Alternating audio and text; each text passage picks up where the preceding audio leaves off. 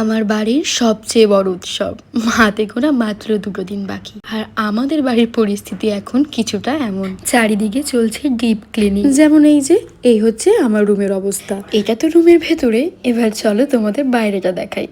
এই যে এখানে প্যান্ডেল স্টার্ট হয়ে গেছে অলরেডি। দিনের বেলা এতটা রোদের কারণে প্যান্ডেল করাটা পসিবল না হয় এখন কয়েকটা বাঁশি বেঁধে দিয়ে গেল।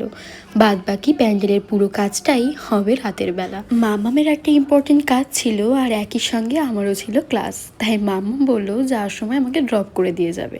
তাই দুজনে বেরিয়ে পড়লাম একসাথে। আমাকে ড্রপ করে মামামের কাজ সেরে বাড়ি ফিরে এসেছিল, সাথে আমিও ক্লাস করে বাড়ি ফিরে এসেছিলাম। এসে দেখি এখানে হচ্ছে ওয়ালপেপারের কাজ। ইনিশিয়ালি ওয়ালপেপার চেঞ্জ করার কোনো প্ল্যান এখন ছিল না, তবে দেখতেই পারছো ওই ওয়ালটায় ওয়ালপেপারের কিছুটা পোর্শন ছিঁড়ে গিয়েছিল, যার কারণে করাতেই হলো। আমার তো ইচ্ছে ছিল ওয়ালপেপারটা তুলে একেবারে রং করে দেওয়ার, তবে এত শর্ট টাইমে সেটা পসিবল ছিল না, যার কারণে অগত্যা ধরতক্তা মারপেরেকের মতো ওয়ালপেপারই আবার চিপকে দেওয়া হলো। আর ভাবো 2 দিন বাকি পুজোর, আর আমি এখন যাচ্ছি শাড়ি কিনতে।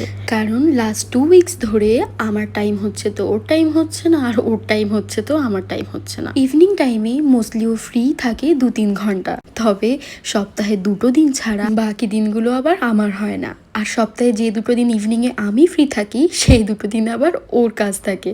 তো এই হচ্ছে আমাদের অবস্থা। আজ তো যেতেই হতো, ও যেহেতু অফিস থেকে ফিরেই একটু তাড়াতাড়ি চলে গিয়েছিল জিমে, আমি রেডি হয়ে পৌঁছে গিয়েছিলাম ওর জিমে। ওর জিমের নিচে আমি ওয়েট করছিলাম, ওখান থেকেই ওকে পিক করে চলে গিয়েছিলাম শাড়ি কিনতে। অন্য সময় হলে হয়তো আমি আর মাম্মামি চলে যেতাম, তবে এই সময় মাম্মামও একটু বিজি থাকায় অগত্যা আমাকে ওর সাথেই যেতে হলো। আর শপে গিয়ে আমার এই ব্লু কালারের শাড়িটা বেশ পছন্দ হয়ে গিয়েছিল। যেমনটা তোমাদের কিছুদিন আগেই বলছিলাম যে ইদানিং এই ব্লু কালারটা বা রয়্যাল ব্লু কালারটা আমাকে ভীষণ অ্যাট্রাক্ট করছে, তবে এই কালারের একটা শাড়ি আমার অলরেডি থাকায় আর ওটা নেওয়া হয়নি।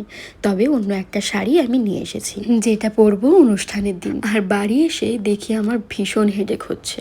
এই কথাটা মামামকে বলায় বকা তো খেলামই, তার সাথে মামাম 1 বালতি প্রায় তেল ঢেলে আমাকে ঠিক এরকম একটা চিপকুসা বেনুনি করে দিয়েছিল। যাই হোক, তোমরা যদি জেনে থাকো আমাদের বাড়িতে কি অনুষ্ঠান হতে চলেছে তবে কমেন্টে জানিও।